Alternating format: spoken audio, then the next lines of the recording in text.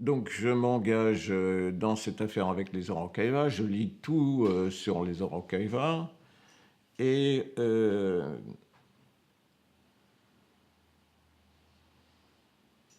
finalement je m'engage à faire une thèse. Je me dis finalement je vais faire une thèse sur ces documents-là. Il y a pas mal de documents, je vais faire ça. J'irai sur le terrain après, mais je vais faire une thèse à partir de ces documents-là. Je vais faire une réinterprétation de ces données. Parce que finalement,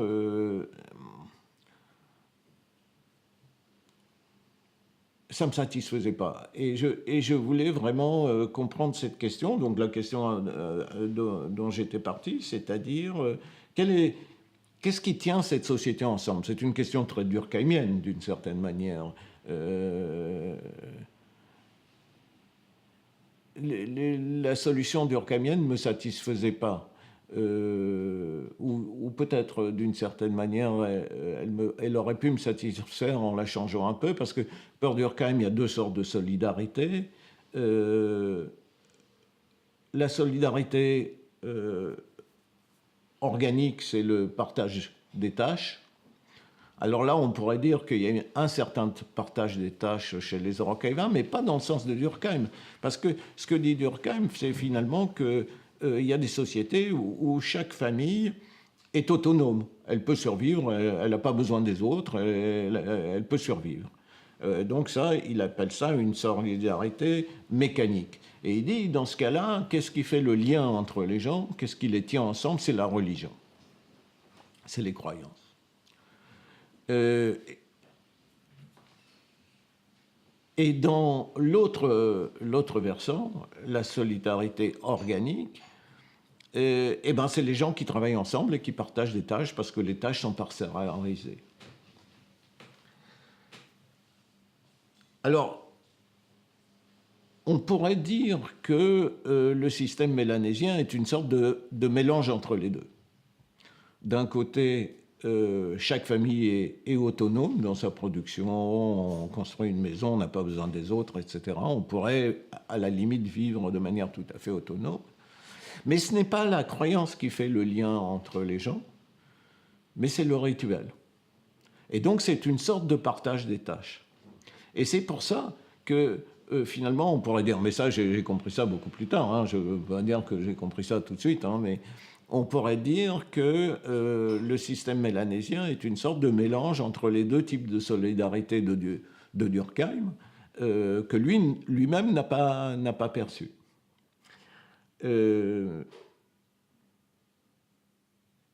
Donc, je voulais interpréter cette société, non pas avec la structure de parenté, d'abord, parce que la Mélanésie est connue pour ne pas avoir une structure de parenté extrêmement rigoureuse, unilinéaire, comme on pensait à une époque, on pensait que l'Afrique était unilinéaire.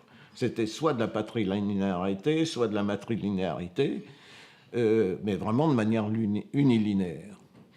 Or, la Mélanésie était connue pour avoir une parenté beaucoup plus lâche, où, par exemple, on vivait avec ses affins, on vivait avec ses maternelles, on vivait avec ses paternelles. Il n'y avait pas vraiment une division en termes de lignage et de clan telle qu'on la connaissait. On croyait qu'on la connaissait en Afrique. Depuis, on a remis en cause cette question de linéarité, même en Afrique. Mais c'est surtout le modèle à craquer à partir de l'Océanie. Donc, on ne pouvait pas mettre la parenté en avant,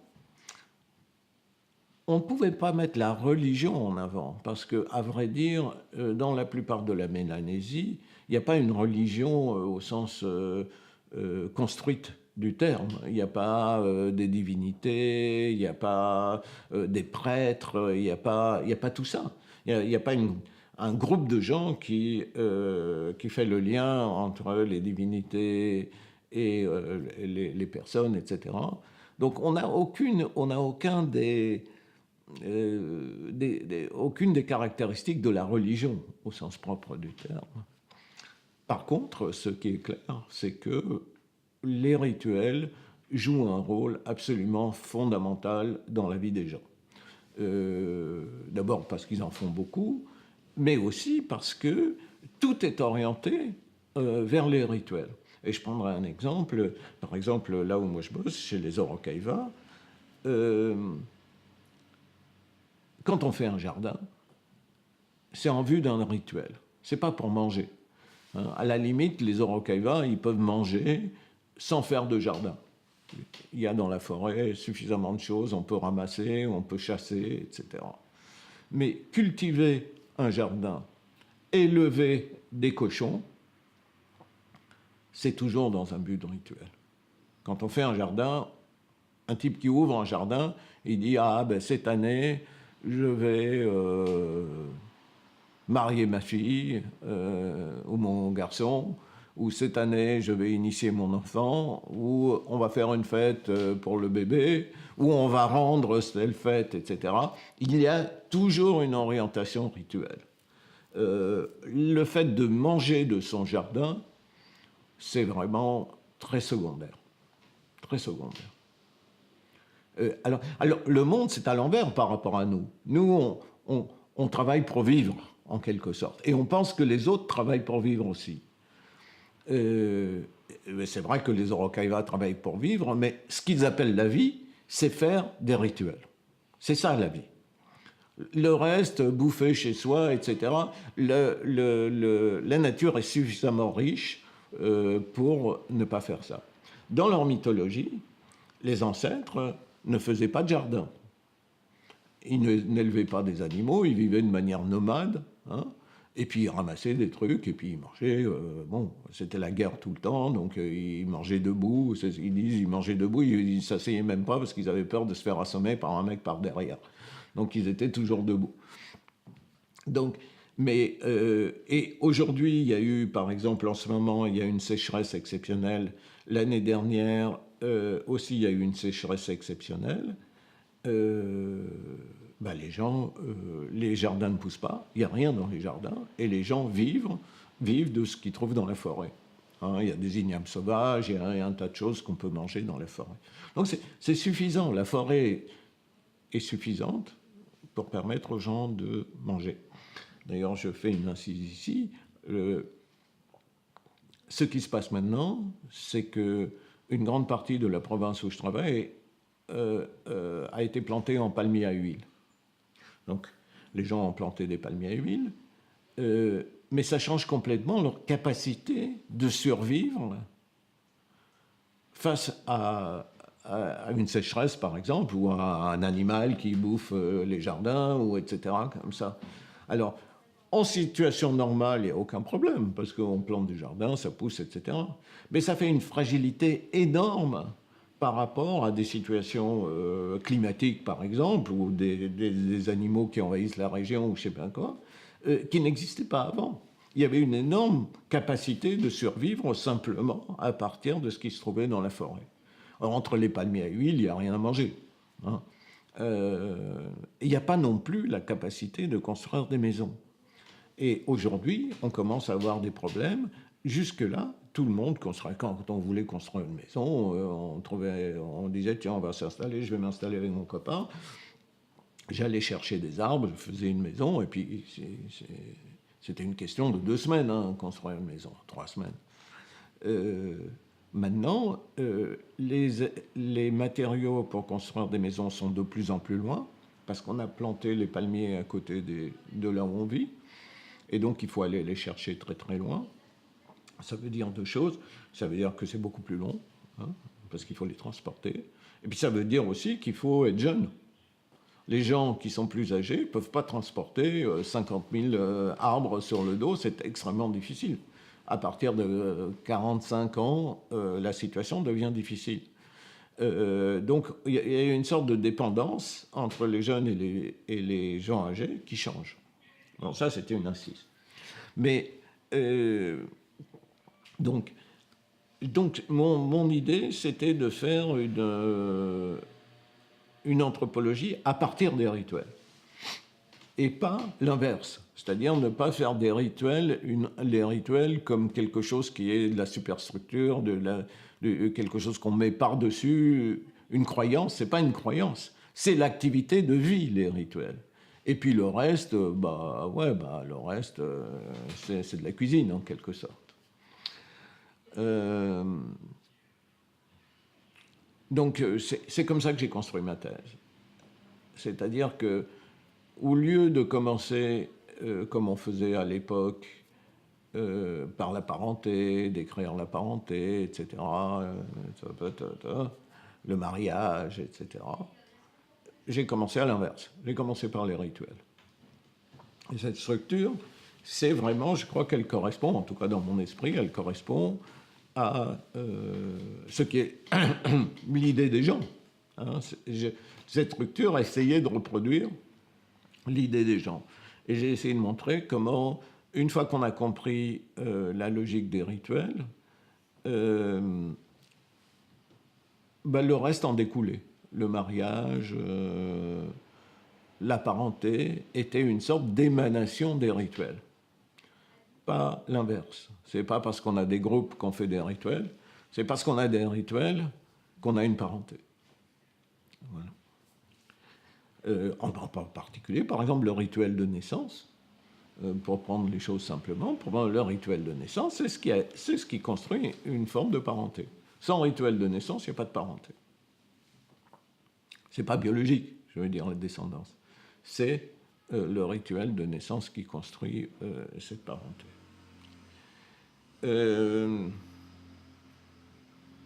Voilà. Alors, là-dessus, je me suis posé des questions parce que je travaillais avec Dumont et que qu'est-ce qu'il y a de semblable? Je me suis posé la question, qu'est-ce qu'il y a de semblable entre l'Inde et la Nouvelle-Guinée? Alors là, évidemment, c'est une question, il faut être fou pour se poser une question comme ça, parce que c'est évidemment pas la même chose. L'Inde est une civilisation, c'est gigantesque, il y a évidemment des castes, il y a une royauté, il y a des brahmanes. C'est le contraire de la Nouvelle-Guinée. Hein. Les brahmanes, c'est des prêtres. Il n'y a pas de prêtres en Nouvelle-Guinée. Les rois, c'est des rois, des guerriers. Il n'y a pas de rois en Nouvelle-Guinée. C'est une civilisation gigantesque. Or, la Mélanésie, c'est des toutes petites sociétés. Hein. Salins a bien montré que, en fait, c'est des sociétés qui fonctionnent comme ça parce qu'elles sont petites. On peut fonctionner dans une société où on connaît tout le monde. Donc, quel rapport entre cette immense, avec une tradition lettrée énorme, une religion extrêmement compliquée. En Inde, ils ont des centaines de divinités, des dieux, des avatars, des machins, des trucs, c'est des temples partout. Enfin, c'est les antipodes de la Nouvelle-Guinée.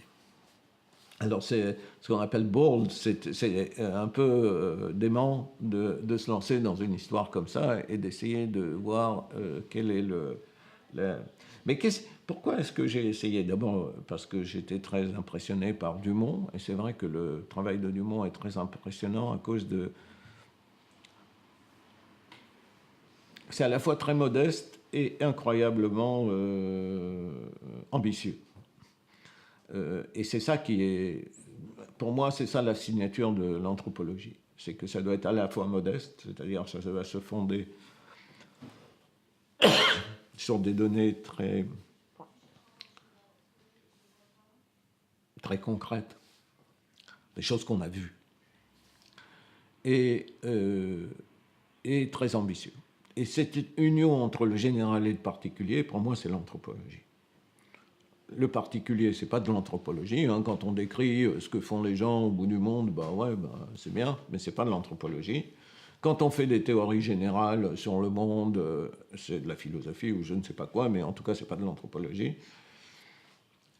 L'anthropologie consiste à faire ce lien un petit peu courageux, un petit peu bizarre, mais de le rendre convaincant. Passer du particulier au général et que ce soit convaincant. Et pour moi, ça, c'est la signature de l'anthropologie. Donc le travail de Dumont, l'Inde, qu'est-ce qui est de pareil? Eh bien, ce qui est de pareil, c'est que, au fond, ce qui compte en Inde, c'est les relations. Alors, c'est des relations entre les castes, c'est la complémentarité des castes. Hein. Le brahmane, il ne peut être pur, hein, il est au sommet de la hiérarchie, le brahmane, mais il ne peut être pur qu'à condition qu'il ait des gens qui fassent les choses pour lui. S'il le fait lui-même, hein, par exemple, s'il doit laver sa veste, il peut pas. Le brahman ne peut pas laver sa veste. Il ne peut pas prendre des décisions politiques. C'est impossible. Il ne peut pas faire ça. Donc, il a besoin de tous les autres. Il y a une sorte d'interdépendance dans le système des castes. Il y a donc la nécessité d'avoir des relations. On ne peut pas vivre sans relations. En Nouvelle-Guinée, c'est la même chose du point de vue des relations. Les relations sont vraiment fondamentales à la vie sociale, mais comme partout, mais aussi à la vie personnelle. On n'existe que par des relations. Et je vais donner cet exemple. Quand j'étais, l'une des premières fois, enfin la deuxième ou la troisième fois, quand je suis allé en Nouvelle-Guinée, mon père adoptif, parce que j'étais adopté là-bas, donc mon père adoptif a dit « Ah, ben je voudrais bien venir chez toi, toi tu viens chez moi, tu vois comment j'habite et tout, mais moi j'ai jamais été chez toi, je voudrais bien. » Alors je lui ai dit « Bah écoute, d'accord. Tu viens avec moi et on va rentrer à Paris. » Et donc, on est partis tous les deux à la capitale, à Port-Moresby. Alors, mon père, c'était un type, il devait avoir, moi j'avais peut-être 35 ans, il en avait 45. Il était baraqué comme ça, il avait des muscles partout, comme dans les films, et il transportait 2 arbres énormes comme ça sur le dos. Et bon, alors je lui trouve des jolis vêtements, il avait l'air très chic, il était assez beau avec ses vêtements occidentaux. Et on part à Moresby. Et là, on s'installe chez l'attaché culturel de l'ambassade de France qui gentiment nous accepte chez elle et nous prête sa voiture. Et ce type qui était vraiment gigantesque comme ça, au bout d'un jour, je le vois, il commence à... Voilà. Au bout de 2 jours, il était plus capable de marcher. Alors elle me disait, écoute, amène la voiture au bas de l'escalier, on avait un ascenseur, amène la voiture au bas de l'escalier parce que je ne peux pas marcher. Et je vais vous raconter une autre chose après. Et ça continue comme ça, et puis je le vois en train de se déliter complètement. On était obligé d'attendre 1 semaine le passeport et tout ça. Et je le vois en train de se déliter. Et je comprends que finalement, les Orokaïva, ils sont comme mon ordinateur. Quand tu le débranches, il se vide. Voilà. Et lui, il était en train de se vider. Et il était en train de se vider de la relation aux autres. Il a des tuyaux, hein, des tuyaux invisibles, bien entendu, qu'il alimente. Chacun alimente les autres. Et quand on enlève ces tuyaux, les gens ne sont plus alimentés. Alors, il y avait des Orokaïva là-bas. Alors, au bout d'un moment, je voyais qu'il allait très mal, hein, parce que je le connais très très bien, et puis on dormait ensemble, donc je voyais que... Et je l'emmène chez les Orokaïva là-bas, dans les bidonvilles. Il y a des Orokaïva qui vivent dans les bidonvilles à Port-Moresby. Et il arrive là-bas, tout d'un coup, je le vois se requinquer, et il me dit... Ça te dérange pas si je dors ici? Je dis non, tu restes là, tu te remplis, et après je viens te chercher quand tu seras bien alimenté. Et j'apprends, il n'y a pas longtemps d'ailleurs, je lis les histoires des missions, je ne sais pas pourquoi, au Salomon, je lis des histoires des missions au Salomon. Et à ce moment, à la fin du 19e siècle, les missionnaires sont installés au Salomon et ils cherchaient non seulement à convertir les gens, mais ils n'étaient pas assez nombreux, il y avait une poignée de missionnaires, mais ils cherchaient à former des évangélistes Et donc, ils allaient dans les villages de la côte des Salomon, et puis ils disaient aux gens, on veut former des évangélistes, ceux qui veulent, vous venez, on vous donnera un petit salaire, etc. etc. Donc les jeunes qui aimaient bien l'aventure, hein, comme partout, ils arrivaient à motiver des jeunes qui décidaient de partir avec eux. Et il y a eu d'ailleurs des évangélistes assez célèbres qui ont été convertis et formés à cette époque et qui eux-mêmes ont converti beaucoup, beaucoup de gens. Donc ils allaient les chercher en bateau et ils prenaient 4-5 jeunes et puis ils les ramenaient là où ils faisaient l'école et ils les formaient. Mais il leur est arrivé un paquet de fois d'être obligés de ramener les types à mi-chemin parce que il arrivait à ces gens-là exactement ce qui est arrivé à David, ils étaient en train de mourir. Et les lettres qu'ils écrivaient disaient « Nous avons fait demi-tour parce que machin était en train de mourir, il allait de plus en plus mal, on ne savait pas quoi faire, il ne se levait plus, il ne mangeait plus, etc., etc. » Et donc il les ramenait parce que c'était des religieux. Au moment où on a amené les Africains aux États-Unis, la traite des Noirs, on a souvent interprété, on a presque toujours interprété la mort en grande quantité des Noirs dans les bateaux au moment de la traite par le mauvais traitement qu'on leur faisait subir. On ne leur donnait pas à manger, etc. Nous avons toujours une tendance matérialiste dans notre esprit. Donc ça nous semble normal, on ne leur a pas donné de la bonne nourriture, ils ont attrapé le typhus, etc., etc. Mais au fond, quand on y pense, il n'y a aucune raison que ces gens-là aient été très différents des Papous. Et je suis persuadé maintenant, je n'ai pas encore fait la recherche, mais ça vaudrait le coup d'aller voir, qu'un certain nombre sont morts parce que justement ils sont vidés tout simplement de leurs relations et que évidemment les négriers étaient moins sensibles que les curés qui eux ont dit oh là là il est en train de mourir, on le ramène, alors que les négriers ils s'en foutaient, ils les balançaient à la mer et puis c'était terminé.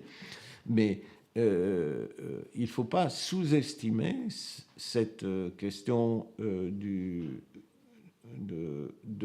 quand on est orienté vers les relations, quand on enlève cette relation, on ne peut plus vivre sans ces relations. Ce n'est pas qu'on peut vivre sans ces relations, on ne peut pas vivre sans ces relations.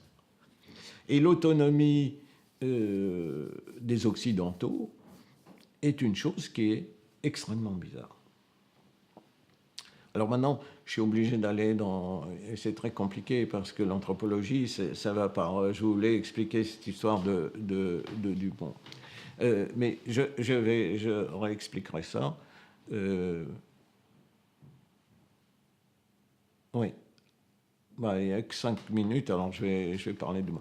Donc, je me suis dit, tout simplement, c'était le fond de ma pensée, je me suis dit, les castes constituent une totalité fonctionnelle, tout bêtement, hein, et hiérarchique. C'est-à-dire qu'il y a les castes les plus pures en haut, les moins pures en bas.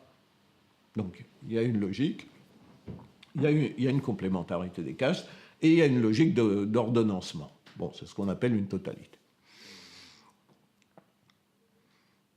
Mais manifestement, les Papous ne sont pas du tout hiérarchisés, ils n'ont pas de caste, ils n'ont pas de ci, ils n'ont pas de ça. Donc, on ne peut pas dire qu'il y a une hiérarchie. Il y a toujours une hiérarchie dans une totalité. Hein. Ça, c'est obligatoire.